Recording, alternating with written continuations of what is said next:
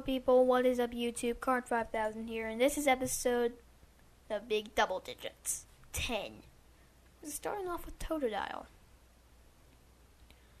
Yes. In the anime, a Totodile's voice sounds like that of a Disney character, Donald Duck. They're both like amphibian things. It is the only water-type starter Pokemon to have Scratch as a starting move, besides, well, water type. Overall, the only other one is... Let me think. Oh yeah, the other one would be Chimchar. Don't think anybody else has. Oh yeah, level 48, no superpower. It also learns Screech. And Scratch. And for all the starter Pokemon, Totodile is the earliest to evolve into its final evolutionary form. At level 30. Man, Totodile, why didn't I choose you in Soul Silver? Totodile and its evolutionary forms resemble crocodiles, which is obvious because of its name. Croconaw. Now the name has 8 characters in it. And it doesn't have any. For alligator. Oh, look at that. At the end of its name, it's missing an E. Oh wait, look, it's too many letters. And take off the E, it doesn't matter. I know Pokemon are weirdly spelled, but seriously, take off an E on a perfectly spelled Pokemon. Really? That doesn't make any sense. It bears a striking resemblance to the famous Kaiju Daikiju, aka Godzilla. Godzilla! For alligators, the tallest of all water-type starter Pokemon at 7 feet and 7 inches. Also reaches its final evolutionary form earlier than any other starter Pokemon at level 30. I think I covered that. Sentret. Now we have the worthless piece of trash. The first evolution of the first normal type in a region. And he doesn't have any. That's why I do not like Sentret. He is a good slave, however. Keep him as a slave. Furret is much better. I like Furret. Furret has a mask, similar to most ferrets, but in Pokemon Gold and Silver, it no longer appear with it in the later games. So, in Gold and Silver, it does have a mask. Furrets have a similar appearance to the Hoenn region's Liyuun. They are also the evolved form of one first seen of the normal type Pokemon, just as Liyuun is. Patrat, Watchop, Rattata, Raticate. What's the other one? Oh yeah, Bidoof and Bibarel, the absolute worst in history. Furret has a little appearance in the anime, except for once in the Silver Conference, once in the Hoenn League, and a short appearance in the Sinnoh Saga where it's seen on a stretcher before carried off into surgery. Furret appeared in Giratina and Sky Warrior after Giratina gets hurt and leaving in the reverse world. Apparently, Giratina in the reverse world's importance.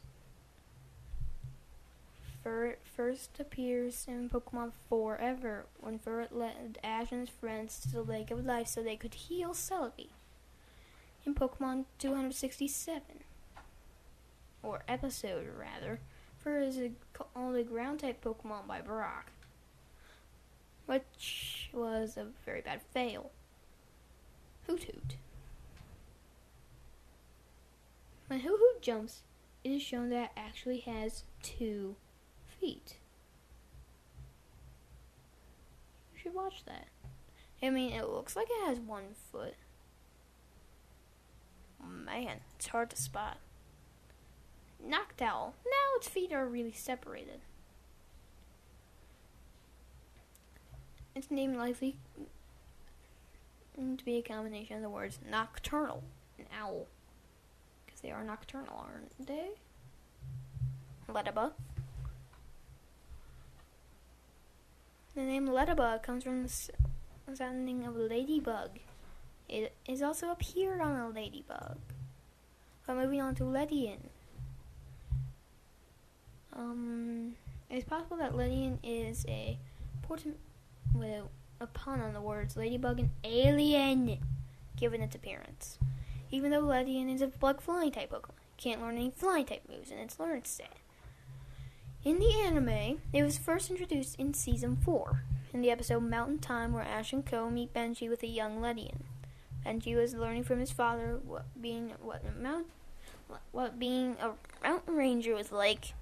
While Benji's Ledian was learning how to fly in strong winds from Benji's father's Ledian, possibly being his parent.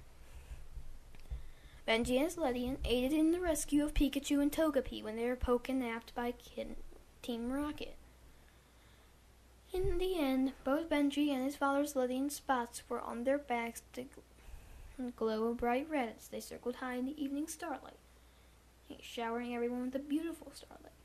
Ledian had a few minor appearances afterwards and a slightly bigger role in Mewtwo Returns.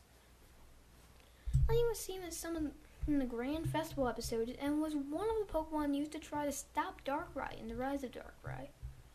In the manga, speaking of Darkrai, it battled both Dialga and Palkia, but still won. Spinarak. Oh yeah, shout out to a friend. Spinarak was created by a child. Spinarak uses the patterns on its body to intimidate possible predators. Though it uses this method, it cannot possess the ability to intimidate. The thing on its back is really weird. No kind of thing on its back. It is very creepy. Why can't it have intimidate? Misty is freaked out by bug types. Ariados. I think it might actually be able to fly. It might be able to fly. That is creepy. That's the last thing we need. An Ariados that can fly. Oh yeah, Crobat. I like Crobat. Pokemon Ranger Shadows of Alma. Its field move is Crush 3. Its capture points are 3,650. It chases the player. Poke Assist is flying. Here's its browser entry. It spits poison and lets loose supersonic waves to attack. I just thought that might be a little helpful. Shiny Golbat's pink.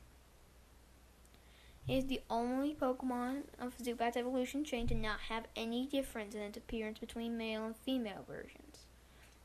Over the course of evolution, its hind legs have turned into wings, by alternately resting its front and rear wings. Crobat can fly all day without ever stopping. Golbat will only evolve into Crobat if its trainer is someone it really trusts. Crobat might be a pun on acrobats. It still has a couple feet, however. I noticed that. Chinchou, the only water-electric type. And besides that, I have nothing. And now it's evolved from Lantern. Among the Chinchou, is the only water-type Pokemon to have Volt Absorb as its ability. Along with Chinchou and Washform Rotom are the only water-electric type. Lantern and its pre-evolution are the only non-Generation 5 Pokemon that have an electric as a secondary type. Anyway, moving on to Pichu. If you see on the screen, there's a spiky-eared Pichu. Looks like it's playing around. Has a spiky left ear. That means it's a girl. Spiky-eared Pichus, sadly, are always girls. Anyway.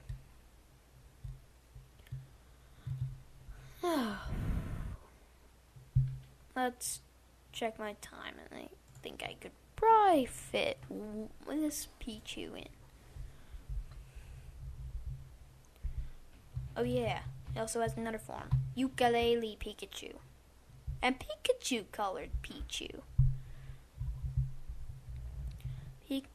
Pichu is the only Generation 2 Pokemon, the first non-generation Pokemon to be playable in Super Smash Bros.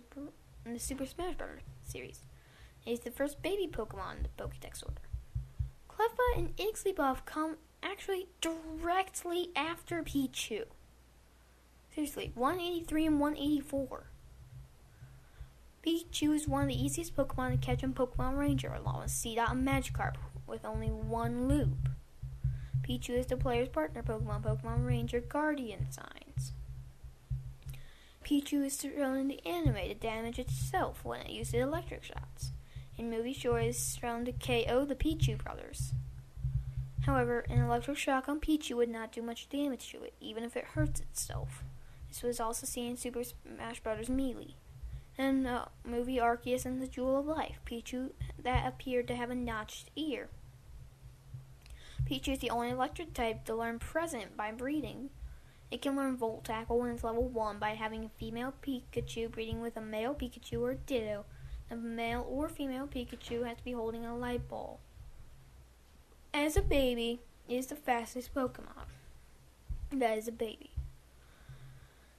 Some call the Pichu brothers Richie. Link goes to its trainer. And Sparky. Link goes to Richie's Pokemon. Due to the look on Pichu Big and Pichu Little. I'm going to move on to Cleffa, if it doesn't have any. No, then I'm moving on to Igglybuff. No. Oh yeah. I guess I could do Igglybuff. It is the featured Pokemon in the special episode Mystery Dungeon Explores the Sky. Igglybuff the Prodigy, at level 17. In the main game, he's only recruitable in one dungeon, the Marine Resort. And that will end our episode. At first, double digits. See you guys next time.